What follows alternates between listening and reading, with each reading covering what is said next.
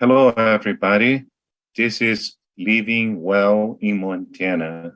Welcome to our show. My name is Carlos Ramalho, and I am the Executive Director at LIFTT. LIFTT stands for Living Independently for Today and Tomorrow. As a co host of today's show, I have John Robinson with us. He is our outreach coordinator and independent living specialist. And our special guest today is Regina Dyton.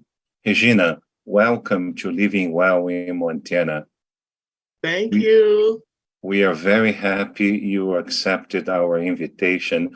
Why don't you introduce yourself? And nobody better than you to introduce yourself and tell our viewers who you are, what you do, and why you are on the show with us today.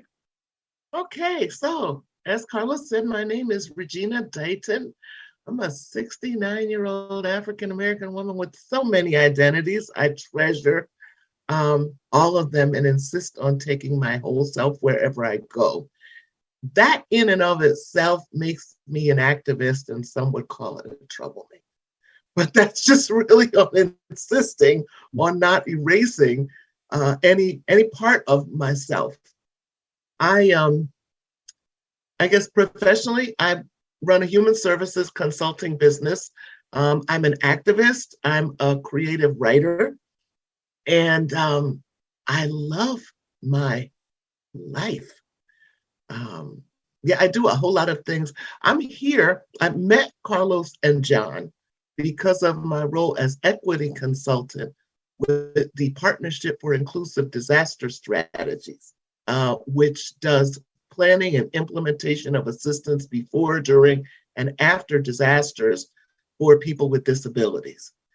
And within that role, we're working on a project called Project Alive, and the purpose of which is to help make COVID-19 vaccines accessible to people with disabilities in rural areas who want them. It's not to try to make anybody want something they don't want.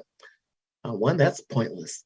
But also, to try to remove any barriers for people who want them. And so, even though I'm speaking to you from Connecticut, thanks to the virtual world, I can work in Montana. And I guess the last thing I'll add is I do have some familiarity with rural life. I was born in rural, segregated Kentucky in 1953. And to this day, the place where I was born, where my grandmother's house is, has no street name. It's just old, old Dixie Highway, no number. You just have to go there. So I guess it tells you, like, I'm, yeah, real familiar with rural culture, what that's like. That's wonderful, Regina. And by the way, I love your elephant earrings. They are very charming.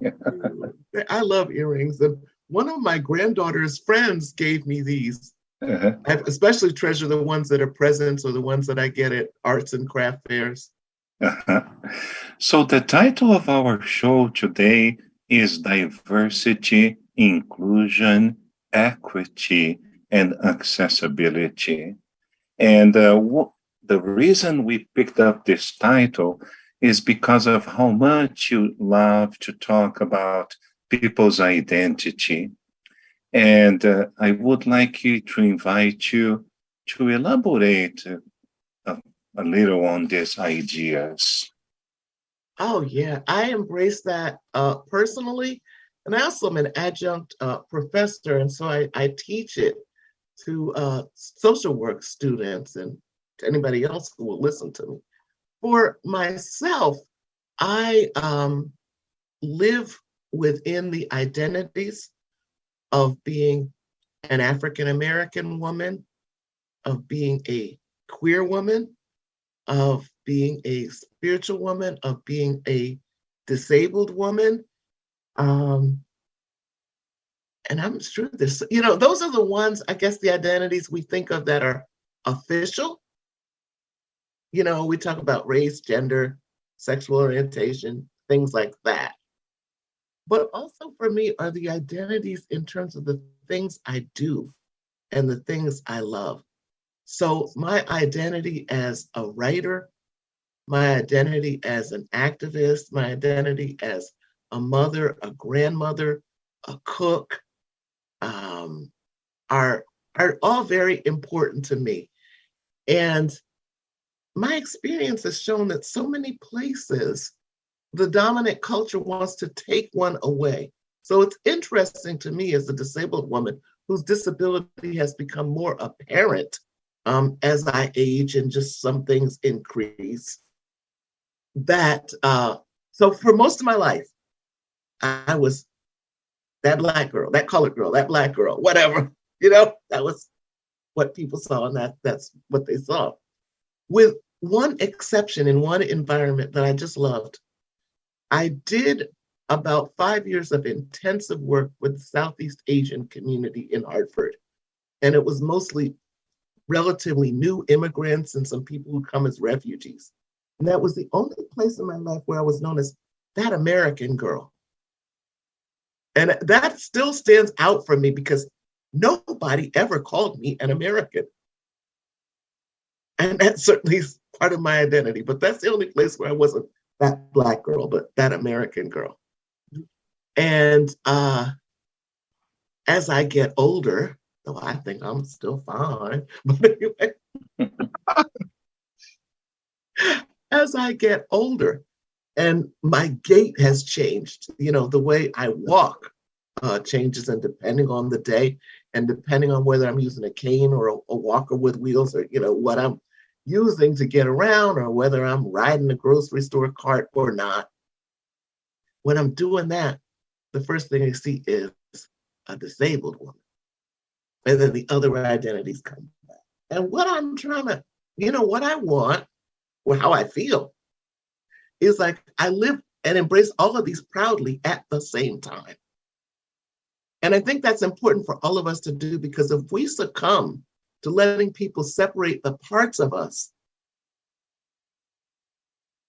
anywhere else in any mental health world, they would say that that's not healthy, or that's not being well. It fragments a person's identity, right? Yeah. It's most of people who are diagnosed with having a disability or are born with a disability, and they fight for inclusion. They fight to be recognized as persons of value, of worth. And but you are correct. Sometimes society wants one of our identities to be the predominant, the prevalent. How do we overcome the disability bias, Regina? What is your input on that? I think starting on the inside and also working on the outside. So I think we tend to be impacted by internalized oppression.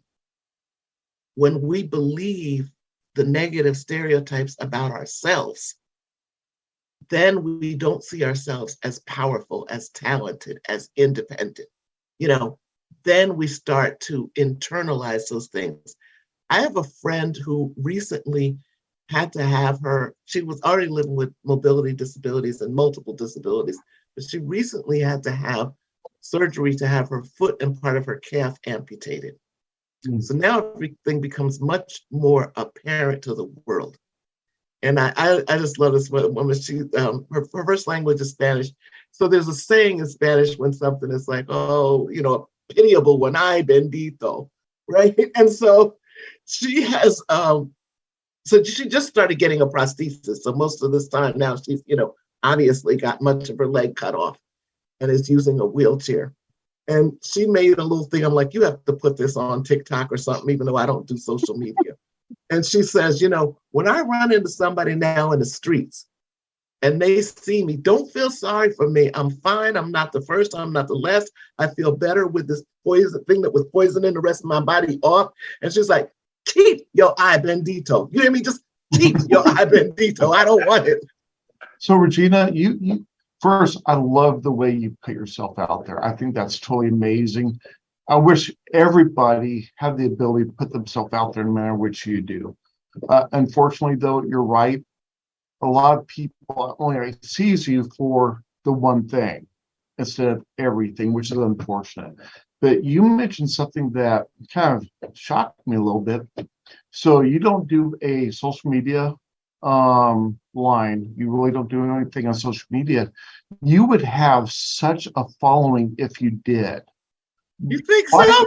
Oh yeah. Why haven't you thought about it? Well, you know, it's so interesting. For the most part, I just haven't been interested because I'm not interested in technology. I don't have anything against it. I just, wasn't interested. What I need to do is just get a friend with a little bit of technology, which is anybody, and say, do this for me. Like, I have a Facebook account that I go on Facebook about 4 times a year. Whatever. And I don't really know how to work it. I'm not that interested in learning how to work it, but I do get invited to quite a few platforms like this. And that's made me think, yeah, I think maybe so. I think if you were willing to accept invitations due on platforms on Facebook, the other platforms out there, I think that you would become so famous, just the way you are, just the way you talk, because you have pure passion for what you do and how you put yourself out there. And I think people, our viewers, and everybody else out there would love it. Not only in America, but I think overseas they'd love it as well. So it's an idea for you. Thank you for saying that, because one of the platforms I've been invited to that I'm on pretty regularly as a writer is it takes in a lot of the West Indian Caribbean community.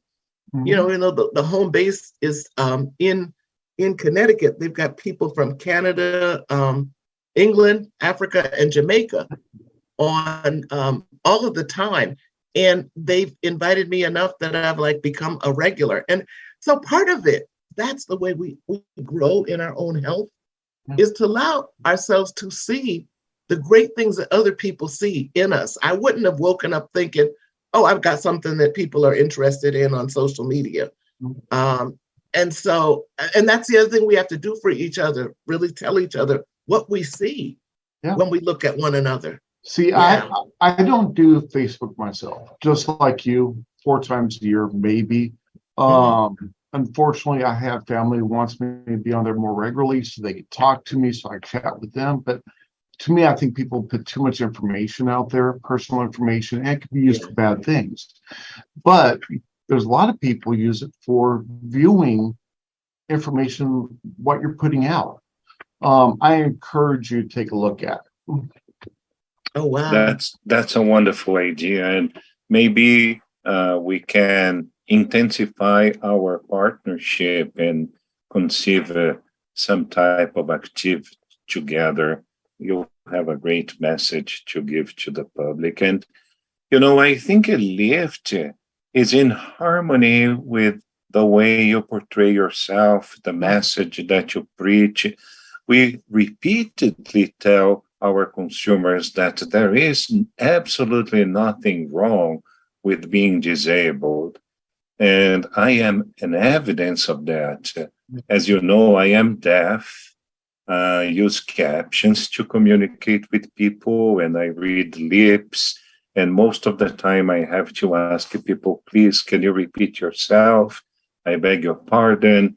But I continue to move forward and live my life as if I were not deaf. And I deal with the obstacles and remove many of them on a daily basis. We are curious about how you deal with that, because you have a few identities that you had to fight against discrimination.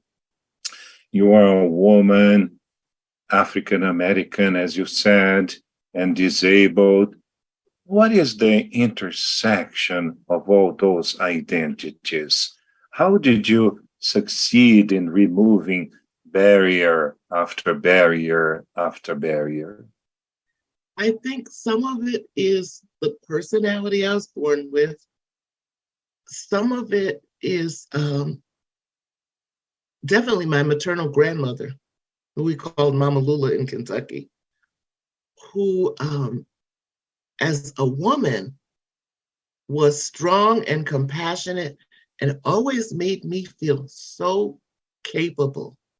I have a poem that I've written many things about it, but one of them is called Water. And her first task when she got up in the morning was to go out and pump water and bring two great big tins of water into the house to start her day and do her work and boil it and do whatever she needed to do. Can you come a little bit closer to the mic? Oh, I'm sure. sorry. Yep. Is Sorry. that better? Yep. Yes. And so I would help her bring in the water. She'd let me hold the handle of one of the buckets. And I'd also go out to the garden with her. And she just made me feel like I was really doing something that counted as I followed her around the farm. And the truth is, I know now as a little child, I had to be in the way. But she instilled in me that I was competent. She also instilled in me that there was nothing weak or inferior about being female. I had to move to New Jersey to learn that women were supposed to be afraid of insects and mice. I thought that was just the craziest thing when my grandmother would go out and get a chicken, wring its neck, make dinner out of it, could knock a hog between the eyes and knock it out. It really do that very humanely, because it was just instantly dead. But who could just do all of these things and still get dressed up and teach Sunday school on Sunday. Yep. And so I didn't see so I think that really prepared me for other things. And not that the other things didn't hurt, not that there wasn't, I know, coming to Jersey, one of my first sad encounters was a little girl, at 4 years old, telling me I couldn't come in her house because colored people didn't go into white people's parlors. I'm thinking, what did I do? Also knowing from an early age, but not knowing what it was or what to say, that I had great discomfort in my back from time to time. And as a teenager, it got kind of worse, but really wasn't evident to anyone until after I had my first child.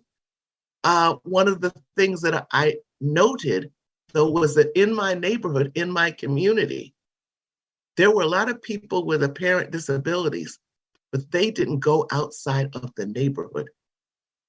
We were I call us a little tribe. We were a really tight tribe that took care of one another between the segregation, whether it was legal or not, but just the type of racial discrimination that went on. But I got to see later on that not only because much of the world wasn't accessible, because it was also just mean and unkind and not inclusive, that people with disabilities pretty much stayed in. So I say that to say, as I went, and also I had the privilege of being born to two college-educated parents who, they didn't have the privilege of it. They worked their butts off to do it, and so did their parents. But anyway, my grandfather was a very forward-thinking man who decided that his daughters would not be maids in people's homes. And so even though he owned his own land and his sons didn't have to work for anyone, he told my uncles that they would hire themselves out on other people's farms to save cash to send their sisters to college, because his girls had to go. So I think with that forward thinking and coming from people who would just dare to do anything, and that also within my little, rural family, if someone acquired a disability, it didn't mean they were over. It didn't mean they were less valuable. And maybe because you just couldn't afford to, it didn't mean you weren't expected to do some type of work. you needed to contribute to the well-being of the family and overall. So I treasure those examples, as well as the movements that affected me so much that I just, drank up the women's movement, movement, the civil rights movement for racial equality, workers' movements. The first thing I volunteered for at 14 was the Cesar Chavez Farm Workers Union organizing and lettuce and grape boycotts, because I was in Jersey, but it related so much to knowing my grandparents as tobacco farmers. And so I always had people around me who kind of knew that anything was possible and that it had to be.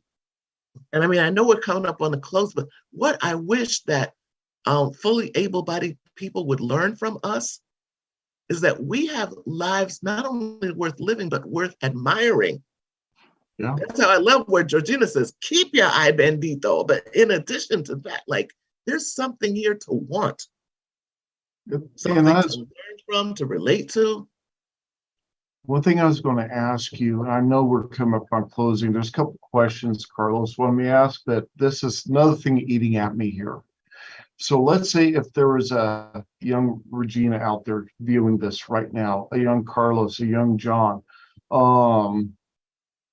people with disabilities, if you want to send a message out to them, something for them to do, something for them not to do, because they themselves have disabilities, they need encouragement. What message would you give them? I would advise them to learn the history of the disability rights movement, as well as those of any other identities that they embrace. And I would tell them to, look at how we thrive and to not believe the bullshit. Just know that people lie. Some people lie, and they might lie because they don't know the truth, or they might lie on purpose. But most of what we hear about ourselves are lies.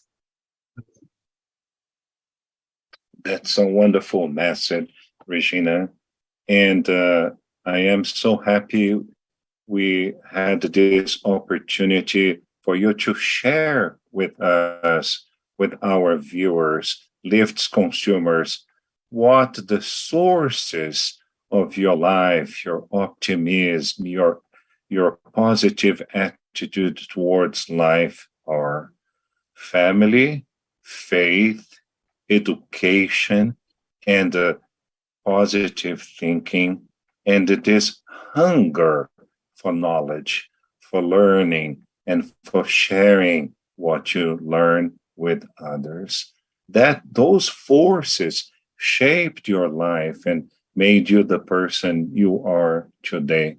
And we encourage our viewers to follow your example and allow their families to set the example, embrace faith, and look for educational opportunities, because without education, a human being does not grow intellectually, emotionally, psychologically, and spiritually, right?